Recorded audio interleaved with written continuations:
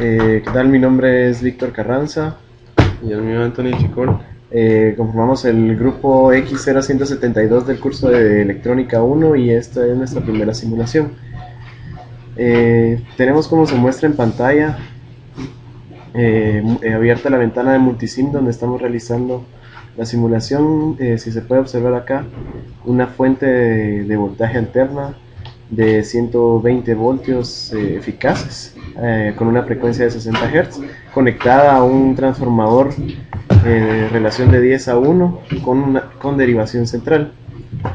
Tenemos la salida del secundario de este transformador conectado a 4 diodos que están en configuración de puente rectificador. Aquí tenemos conectado un multímetro que mide la señal a la salida del transformador directamente antes de pasar por el rectificador, y aquí tenemos el multímetro que se encuentra conectado a la salida del rectificador. Entonces podemos observar acá, podemos observar la medida. Aquí voy a ponerlo más al frente. Este es el valor de la señal que se encuentra a la salida del transformador, y acá tenemos el valor de la señal que se encuentra a la salida después de haber pasado por el puente rectificador. Se puede notar que los valores son diferentes. Es más alto el valor de la señal que está directamente en la salida del transformador que el de la señal que está a la salida del rectificador. Esto debido a la caída de voltaje que se da en los diodos por los que pasa en cada semiciclo en la señal alterna. Este voltaje se conoce como voltaje de polarización.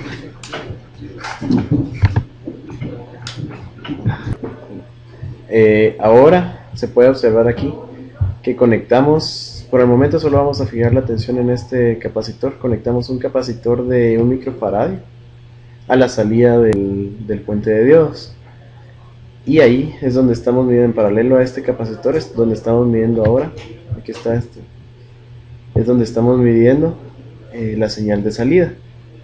Nos damos cuenta de que ahora la señal, bueno, ahora tenemos referido aquí nuestra tierra es nuestro tap central. Entonces ahora la señal que medimos de salida con el voltímetro es la mitad de la que medíamos anteriormente cuando solo teníamos el rectificador, y notamos que aumentó la señal. Esto se debe a que con el capacitor que conectamos a la salida funciona como un filtro pasivo que reduce el valor del voltaje de rizado. Entonces eso se traduce en este voltaje que estamos viendo en este momento. Ahora, este otro capacitor que conectamos aquí es el que nos ayuda a obtener el valor de voltaje negativo. Ya teníamos el positivo y ahora tenemos acá el valor de voltaje negativo. Si se dan cuenta, con la medición igual, este otro capacitor funciona también como un filtro que reduce el rizado. Solo que por la configuración que tiene acá, si lo ven conectado, el negativo del de arriba con el positivo del de abajo, y aquí es donde estamos midiendo el voltaje. Por esta configuración nos entrega una señal de voltaje negativo.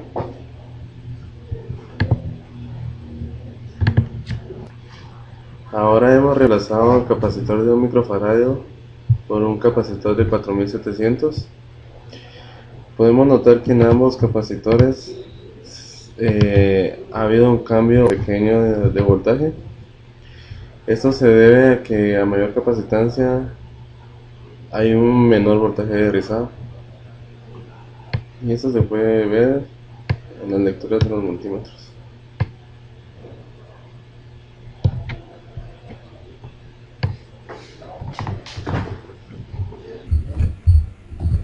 Ahora, como podemos ver, el capacitor de 4700 microfaradio se ha reemplazado por uno de 1 microfaradio, y se le ha puesto una carga de 1 kiloohmio a uno de los capacitores.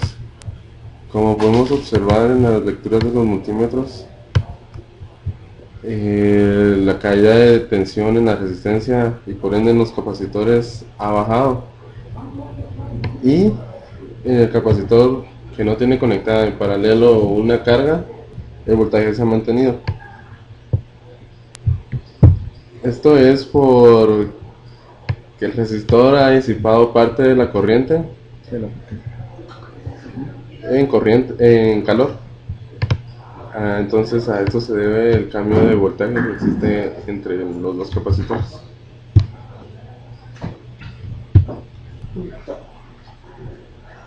Ahora se ha reemplazado la resistencia que teníamos de 1 kilo ohm por una resistencia de 1 ohm. Se puede notar acá en las pantallas de los multímetros que estamos utilizando para medir que ha caído aún más la señal de voltaje. Esto debido a que por el menor valor de resistencia que tiene se disipa una mayor cantidad de energía del circuito en forma de calor. Entonces aquí podemos observar, comparando con el voltaje, la señal de voltaje que teníamos anteriormente se ha reducido aún más este valor. Ahora tenemos uno de 9 y anteriormente teníamos más de 10 voltios. Ahora se ha colocado nuevamente. Se han colocado los capacitores de 4700 microfaradios de nuevo y la resistencia de 1 kilo ohm. Se puede notar en las lecturas que ha aumentado el voltaje, la señal de voltaje de nuevo, más no tanto como antes cuando solo se encontraba conectado el capacitor de 4700. Esto debido a que ahora estamos conectando una carga de 1 kilo ohm, entonces se está disipando parte de la energía del circuito en forma de calor.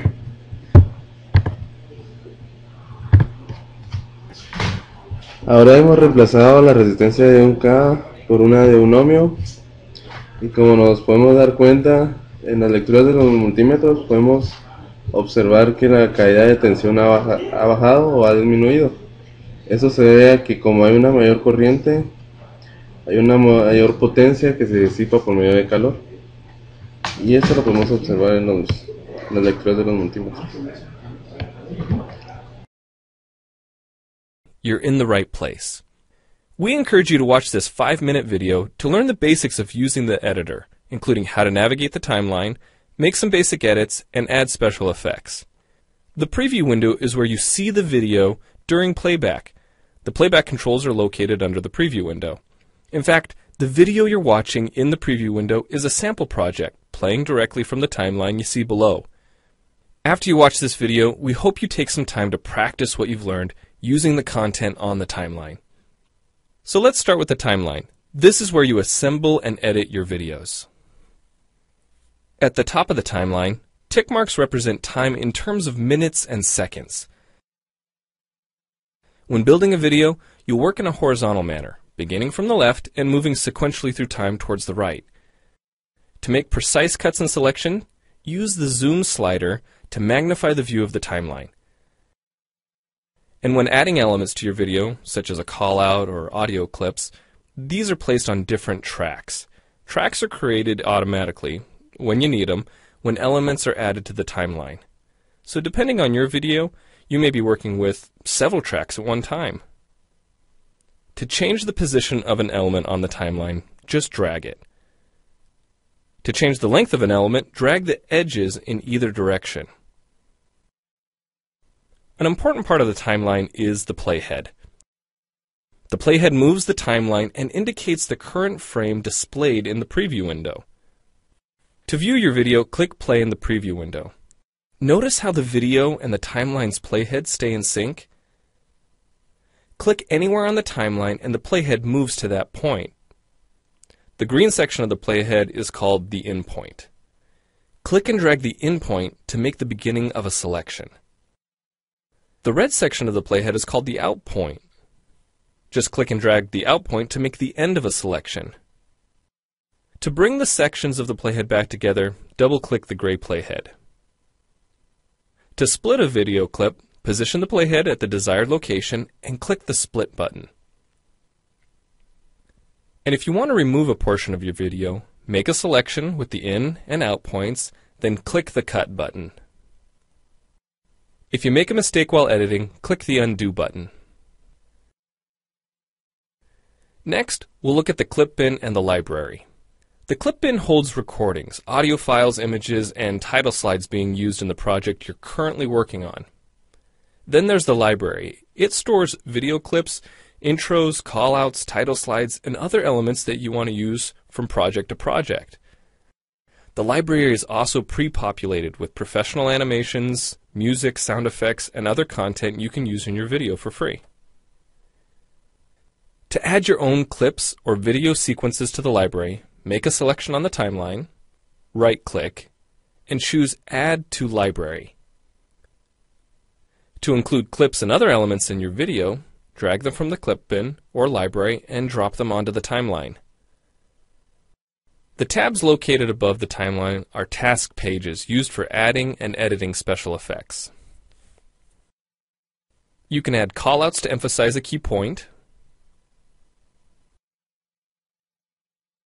You can insert a transition between clips for a professional look. Apply zoom and pan effects to focus on important details. And draw attention to the cursor by changing the color, size, and more. If you double-click an element on a track, the playhead moves to the beginning of that element, and its task page opens, allowing you to make edits to that element. So we've shown you a few ways you can navigate and edit your video. But how do you get content into your video? Well, to make a new screen recording, click the Record Screen button. If you already have an audio or video recording to use, click the Import Media button. When you've made edits and added effects to your video and you're ready to share it, you need to produce the project to create a shareable video. Click the Produce and Share button, step through the wizard, and Camtasia Studio creates a viewer-friendly, shareable MP4 file ready to upload to Screencast.com, your blog, or a website. Well, it's time for you to try Camtasia Studio out for yourself using the content on the timeline. The help file in Camtasia Studio will help you use each of the Camtasia Studio features and applications. The Learning Center on TechSmith.com has in-depth video tutorials and other sample projects to download and practice with. So we hope you enjoy Camtasia Studio. And happy screencasting!